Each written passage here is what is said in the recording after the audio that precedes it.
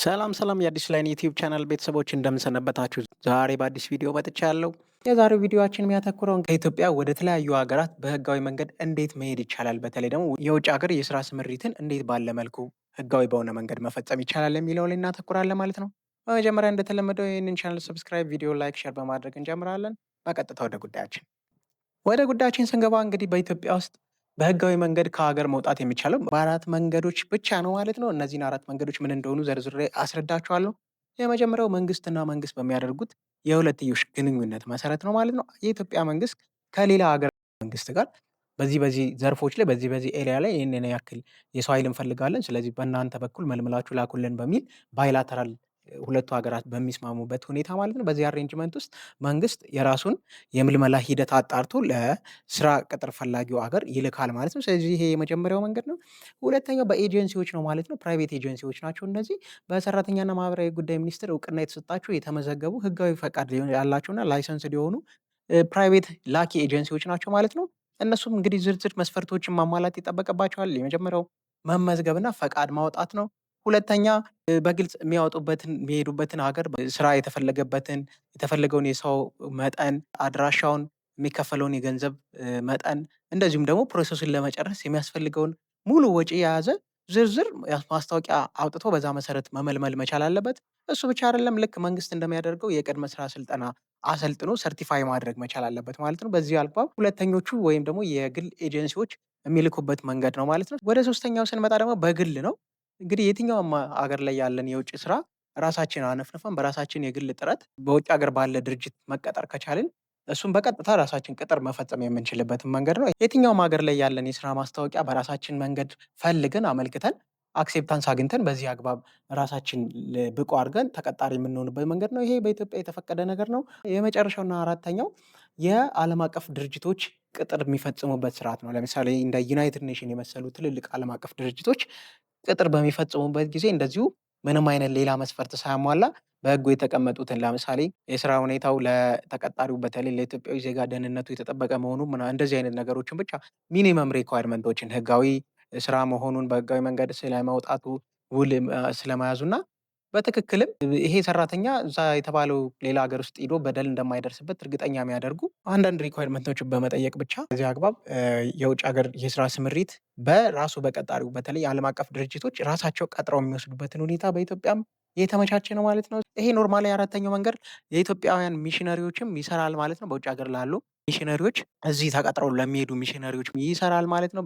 ስለዚህ አራቱ ዘዴዎች እኒህን ይመስላሉ። የመጀመሪያው በመንግስት በኩል የሚመቻቸው የውጭ ሀገር የስራ ስምሪት ነው። ሁለተኛው በግል የላኪ ኤጀንሲዎች በኩል የሚመጣና ብዙ መስፈርቶችን ማሟላት ያለባቸው ተቋማቶች ወይም ደግሞ እነዚህ ኤጀንሲዎች ብዙ መስፈርቶችን አልፈው የሚልኩበት ሁኔታ ነው ማለት ነው። ሶስተኛው በግል ጥረት የሚመጣን የስራ ቅጥር ሂደት ውል ፈጽመን የምንሄድበት ነው። እንደዚሁም የመጨረሻው አራተኛው በዓለም አቀፍ ቀጣሪ ድርጅቶች እንደ ዩናይትድ ኔሽን በመሰሉ ድርጅቶች የሚፈጸም ቀጥተኛ የቅጥር ግንኙነት ነው ማለት ነው። ስለዚህ በዚህ አግባብ ብቻ ነው ለስራ ወደ ውጭ መውጣት የሚቻለው። ከዚህ ውጭ ያለው በአጭር ቋንቋ ህገወጥ ነው ማለት ነው። ከነዚህ ከአራቱ መንገዶች ውጭ ያለው በጣም አደገኛ የህገወጥ መንገድ ነው ማለት ነው። ስለዚህ አብዛኛው በቀይ ባህር አካባቢ በተደጋጋሚ የምናየው የወንድሞቻችን የእህቶቻችን ሞት፣ ህልፈት እንዲሁም ከፍተኛ ስቃይና በደል እነዚህም መንገዶች ውጭ ባለ በሌላ መንገድ ለመሄድ በመሞከር የሚመጣ ጉዳት ነው ማለት ነው። ስለዚህ ስራ ወደ ውጭ ሀገር መውጣት የሚፈልግ ማንኛውም ሰው እነዚህን መንገዶች ብቻ መከተል ይኖርበታል ማለት ነው።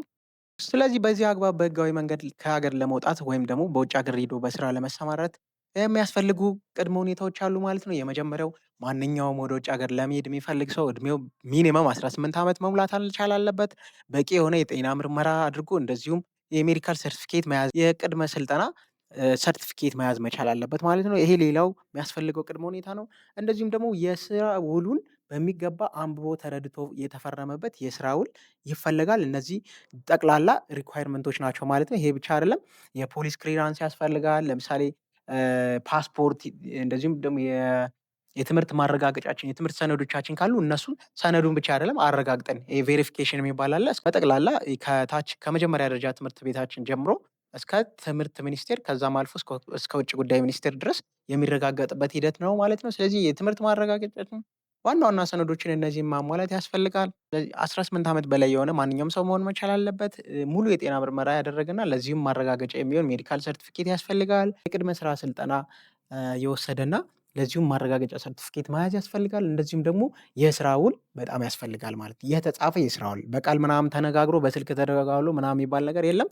ራሱ የሰራተኛና ማህበራዊ ጉዳይ ሚኒስቴር ያዘጋጀው የስራ ውል ቅጽ አለ። እሱን በመሙላት ብቻ ነው መኬድ የሚቻለው ማለት እሱ ብቻ አይደለም፣ ህጋዊ ፓስፖርት በጣም ያስፈልጋል ማለት ነው።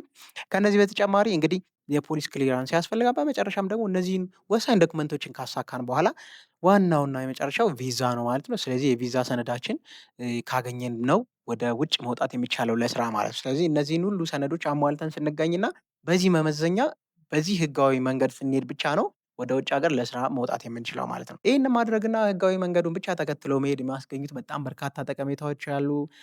የተወሰኑትን ለመዘርዘር ያክል ለምሳሌ በውጭ ሀገር ህጋዊ የሆነ ከለላ ወይም ጥበቃ እንድታገኙ ያስችሏቸዋል። ምክንያቱም በእያንዳንዱ ሀገር የኢትዮጵያ ቆንስላ የኤምባሲ ጽህፈት ቤቶች አሉ። ያው እንደምታውቁት እነዚህ የኤምባሲ ጽህፈት ቤቶች የሱፐርቪዥን ስራዎችን ይሰራሉ። የመከታተል ከእናንተ መረጃዎችን ከስር ከስር ይለዋወጣሉ። በደል ሲደርስባችሁ በቀጥታ ለእነሱ ማመልከት ትችላላችሁ። እነሱ አስፈላጊውን እርምጃ እንዲወስድ በራሳቸው መንገድ ጥረት ያደርጋሉ። እንደዚሁም ጫና ያሳድራሉ ማለት ነው። ስለዚህ የመጀመሪያው ነገር ከጥቃት ተከላክላችሁ ሰብአዊ ክብራችሁ ተጠብቆላችሁ በምትሄዱበት ሀገር በአግባቡ ስብናችሁ ተጠብቆ ስራችሁን ሰርታችሁ እንድትመጡ ያስችላል ማለት ነው። ሌላኛው የስራ ገደብ እንዲኖራችሁ ነው።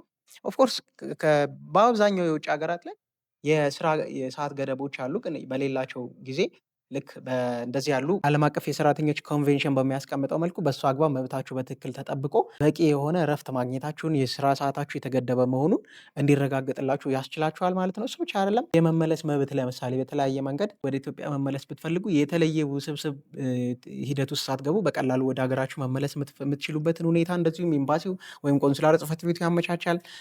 በአጠቃላይ ደሞዝ በስርዓት እንዲከፈላችሁ፣ ሰብአዊ ክብራችሁ እንዲጠበቅ፣ ጥቃት እንዳይደርስባችሁ በቀላሉ መመለስ እንድችሉና ክብራችሁንና ነፃነታችሁን ተጠብቆላችሁ እንድትሰሩ በጣም ወሳኝ ነገር ነው ማለት ነው። ስለዚህ ይህንን ጥበቃ ማግኘት የምትችሉ ህጋዊ መንገድ ብቻ ከሀገር ስትወጡ ነው ማለት ነው። መንገድን ብቻ ተከትሎ መሄድ በጣም የሚመከር ጤነኛውና በጣም አዋጩ መንገድ ነው። ከዚህ ውጭ ያለ ሌላ ህገወጥ መንገድን ተጠቅሞ ከሀገር ለመውጣት መሞከር ግን በጣም በተለያዩ ሚዲያዎች እንደምናየው ዘግናኝ ለሆነ የከፋ ጉዳት አለፍ ሲልም ለሞት የሚዳርግ አደገኛ ሁኔታን የሚያስከትል ነገር ነው።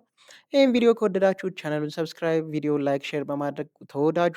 ቀጣይ በሌላ ቪዲዮ እስከምንገናኝ ቻው።